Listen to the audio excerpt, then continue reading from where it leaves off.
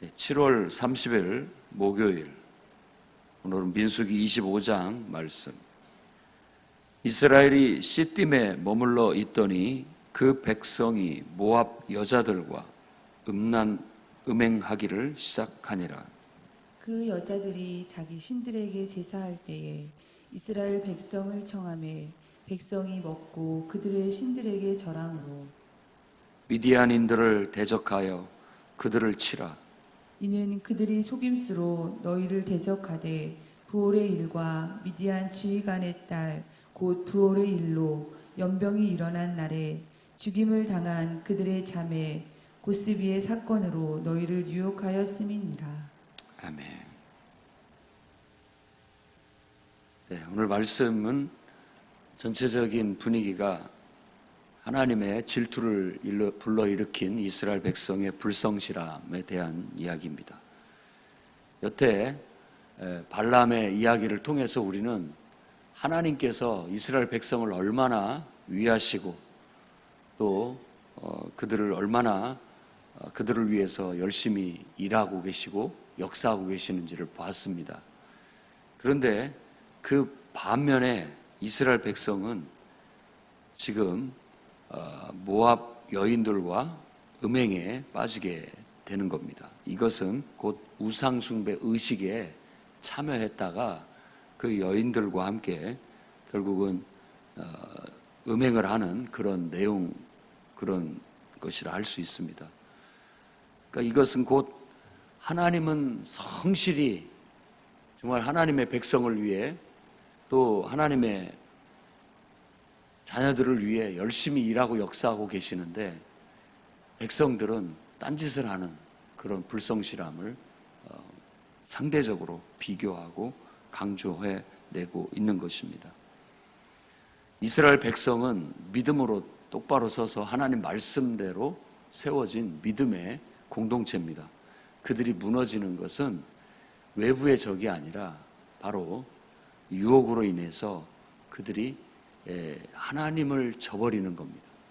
오직 하나님의 토대 위에 세워졌는데 그 근본을 흔들어 버리면 결국은 무력해지고 아무 가치가 없는 존재가 되어버리고 마는 겁니다.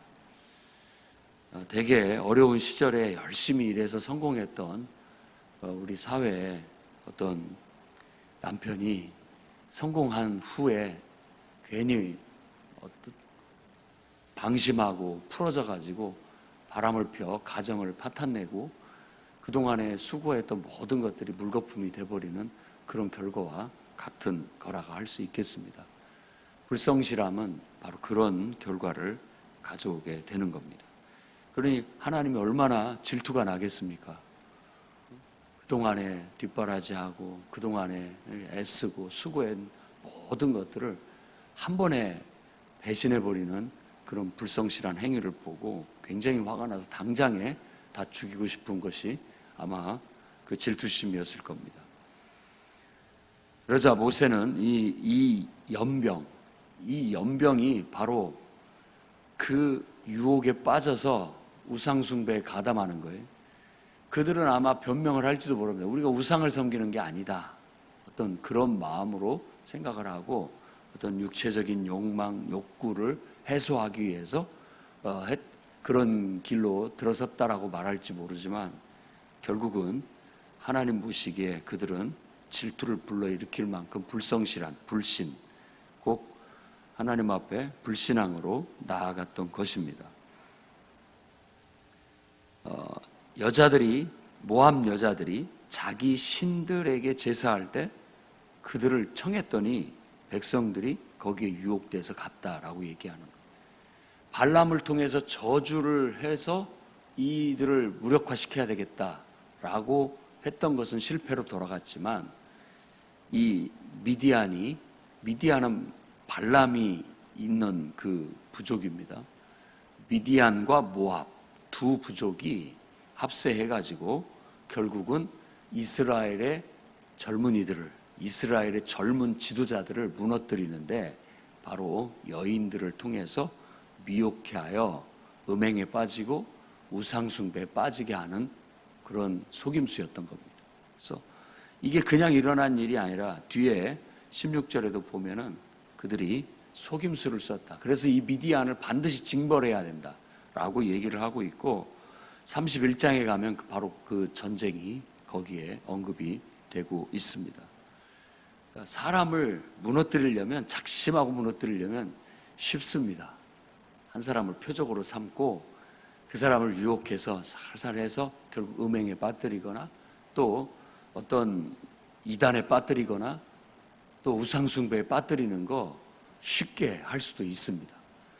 그런데 믿음으로, 하나님 말씀으로, 성령 충만함으로 정신이 바짝 차려져 있는 사람은 먹히지 않습니다.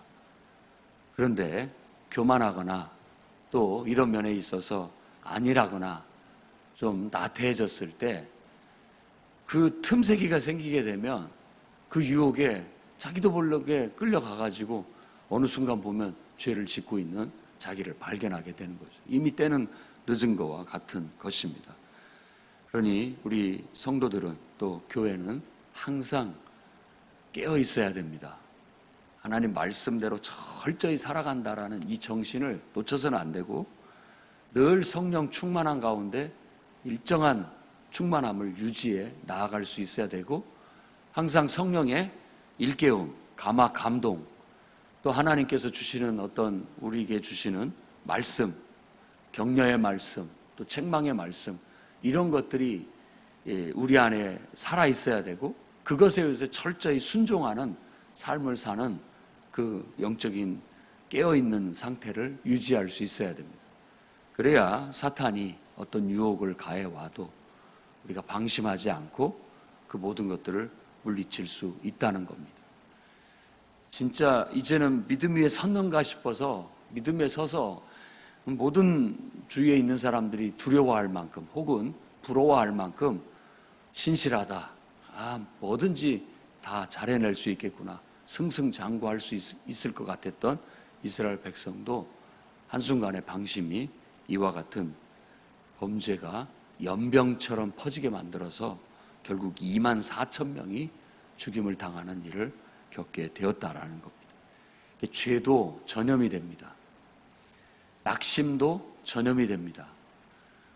또 이단도 전염이 됩니다. 모든 잘못된 우리들의 신념도 전염이 됩니다.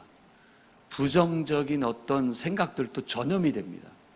그래서 여러분들이 가능한 한 그런 일들이 있었을 때 그것을 단호하게 말씀으로 이렇게 쳐내지 않으면, 말씀으로 내가 방어하지 않으면 나도 모르게 그게 휩쓸립니다.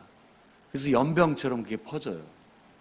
그래서 내 마음에 불신이 찾아오게 되고 내 마음속에 나도 그 불순종의 영이 들어오게 되고 더 나아가 우상숭배에도 빠지게 되고 이렇게 잘못된 죄 가운데도 빠지게 되는 그런 일들이 생기게 되는 거예요. 그래서 우리는 우리 안에, 공동체 안에 비누아스가 일어나야 됩니다. 이것을 끊을 수 있었던 사람은 바로 제사장 엘르아살의 아들 비누아스였던 것입니다. 모습을 보면 우리가 그냥 읽고 넘어갈 것이 아니라 이스라엘 자손 중 한 사람이 모세와 회중이 보는 앞에서 미디안 여인을 데리고 자기의 장막으로 갑니다. 이 말은 이게 얼마나 심각하게 퍼졌는지 대놓고 이와 같은 일을 벌였다라는 걸 알 수 있습니다.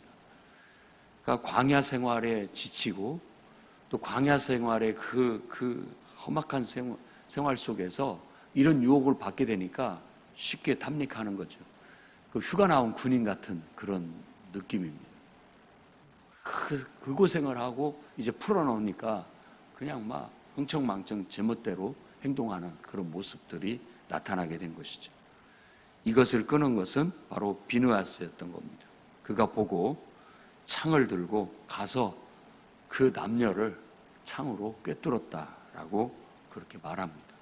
그러므로 인해서 비로소 이 연병이 그치게 되었다라는 거예요.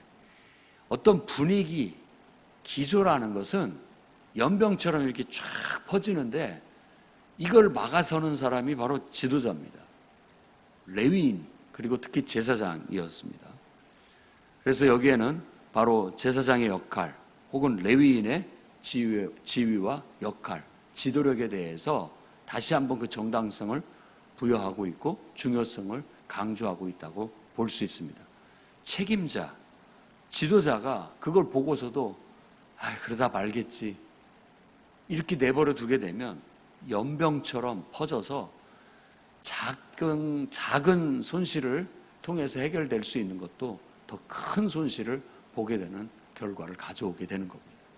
이미 많이 연병이 퍼져 2만 4천 명까지 죽임을 당하게 되는 그런 일이 생기게 되었던 것이죠. 그것도 끝이 보이지 않게 계속되는가 싶었는데 바로 비누아스의 헌신을 통해서 이 문제가 해결되게 되는 겁니다. 어떤 죄의 문제라든지 또 공동체를 해치는 어떤 문제는 때로는 냉정하고 단호하게 처리하지 않으면 그 연병이 그쳐지지 않은 경우가 있습니다. 꼬리에 꼬리를 물고 계속 일어납니다.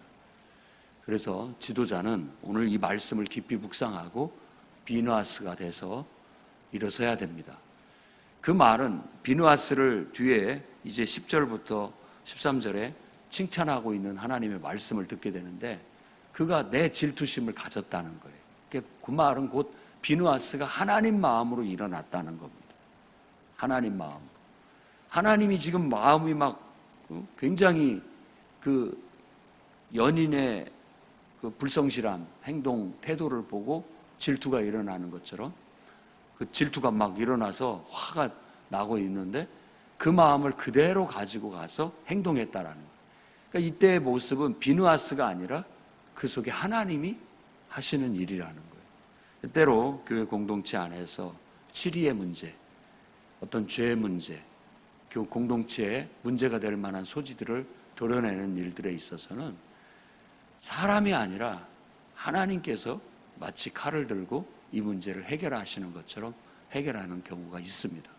그때 보면은 이제 개인적으로는 냉정해 보이고 개인적으로는 또 어떻게 보면 서로 이렇게 원수가 될 수도 있고 서로 미워하는 것처럼 보일 수 있을지 모르지만 그 문제는 단호하게 이렇게 끊어내지 않으면 이게 연병이 그치지 않기 때문에 그와 같이 지도력을 발휘할 수밖에 없다는 걸 알아야 됩니다.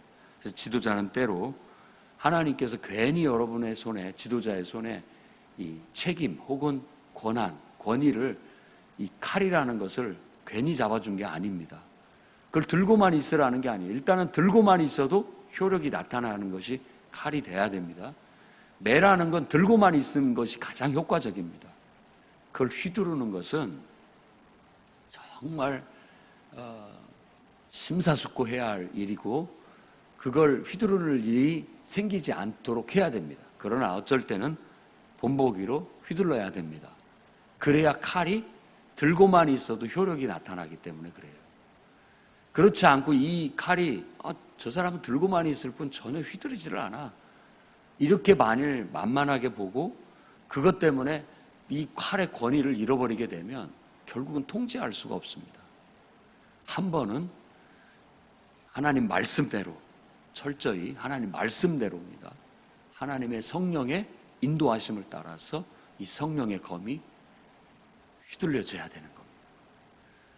말씀을 성령의 검이라고 하는 것은 말씀은 검인데 그 말씀을 성령의 뜻에 의해서 휘둘러질 때 그게 성령이 사용하는 검이 될 수 있다라는 겁니다.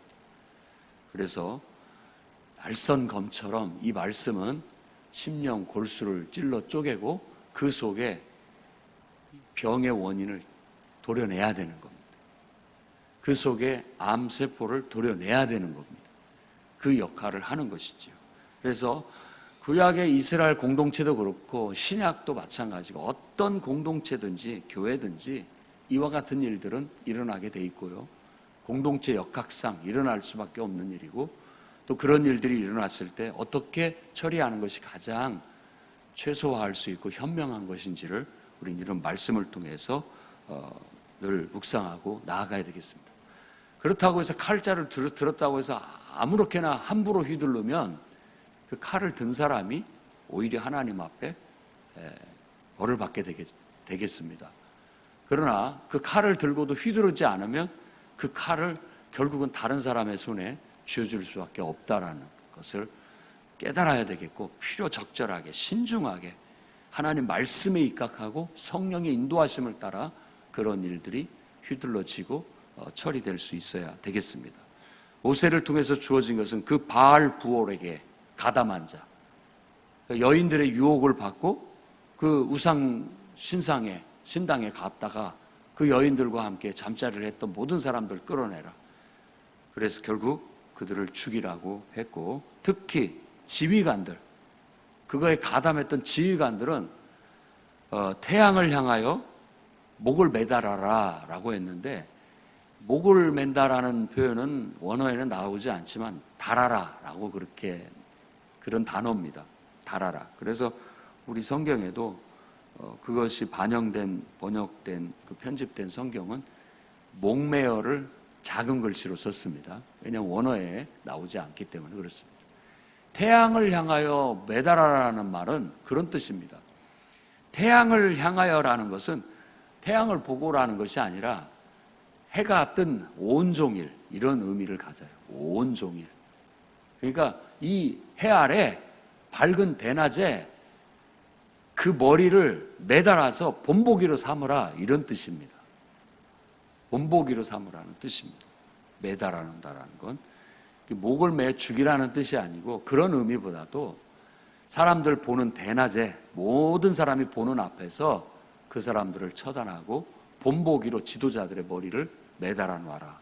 그걸 보고 경각심을 갖도록 하기 위해서였던 것이지. 그렇습니다. 때로는 신약의 초대교회 때도 아나니아와 삽비라가 본보기로 그들이 성령의 역사로 죽임을 당했던 것을 알 수 있고, 또 사도 바울도 그 서신서에서 공동체의 문제에 대해서 그도 여느 목회자와 똑같이 고민하고 그걸로 인해서 힘들어했던 걸 알 수 있습니다. 모세라는 한 지도자를 보면 지도자의 힘듦과 그 무거운 짐을 느낄 수 있지요. 오늘 말씀에서도 왜 사람들은 다 일사불란하게 정말 믿음으로 똘똘 뭉쳐서 이렇게 나가면 못할 것이 없는 강한 힘을 발휘할 수 있는데 이렇게 유혹에 약한지, 그리고 또 그런 것에 쉽게 휩쓸려서 함께 동조하는지 참 안타까울 때가 많습니다. 그래서 백성이라고 하는가 봅니다. 백성 민자는 이 눈이 실명하여 지팡이를 든 사람의 모습을 형상화한 글자라고 설명하는 걸 들었습니다. 그 말은 그렇게 어리석다라는 뜻입니다. 어리석다는 뜻이에요. 한번 보면 앞을 보지 못하고 제대로 바른 길을 찾지를 못하고 헤매겨 있는 거예요. 그렇기 때문에 지도자가 얼마나 중요한지 지도자의 중요성을 백성 민자에서도 읽어낼 수가 있는 거예요.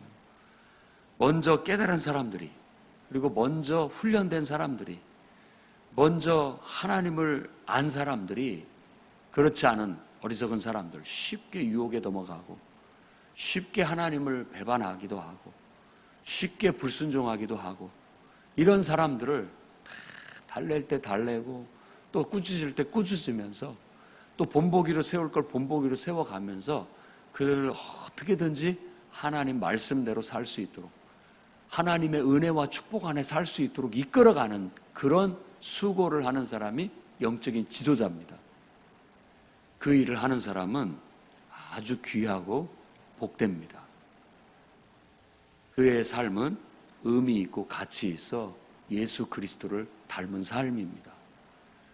지도자로서 하나님 앞에 설 수 있도록 기도하시고 훈련되고 충성된 일꾼들이 세워질 수 있기를 우리도 깨어 기도해야 되겠습니다. 우리는 하나님의 명령을 수행하는 천명 목회를 이루어가는 교회입니다. 그것을 위해서 잘 훈련되고 길들여지고 충성된 일꾼 200명을 놓고 기도해 나가고 있습니다. 비누아스처럼 그런 사람들이 세워져 공동체를 지키고 공동체를 바른 길로 이끌어가고 또 모든 공동체를 일깨우면서 갈 수 있는 그런 날이 오기를 소망합니다. 그래서 하나님의 목표는 이런 불성실한 사람을 향해서 사람들 때문에 때로는 빗나가는 듯 보이고 그걸로 인하여 어떤 비참한 결과를 맞이하기는 하나 인간의 이와 같은 실패가 궁극적으로는 하나님의 목표, 하나님의 꿈과 비전을 이루는데 결코 그것이 좌절되지 않는다라는 것이 성경에 깔려있는 사상입니다. 네, 절대 그런 일로 인해서 무너지지 않습니다. 무너질 것 같아 보이고 끝장날 것 같아 보이지만 절대 그런 일로 인해서 무너지지 않습니다. 오히려 새롭게 일어서고 오히려 더 힘있게 서가게 된다라는 믿음과 신학을 가져야 됩니다. 이것이 성경 전면에 깔려있는 신학입니다. 우리도 힘있고 능력 있는 건강한 일당백의 능력을 발휘하는 그런 건강한 공동체를 정말 목회자와 성도들이 한마음 한뜻이 되어 일궈 가기를 주의 이름으로 축원합니다.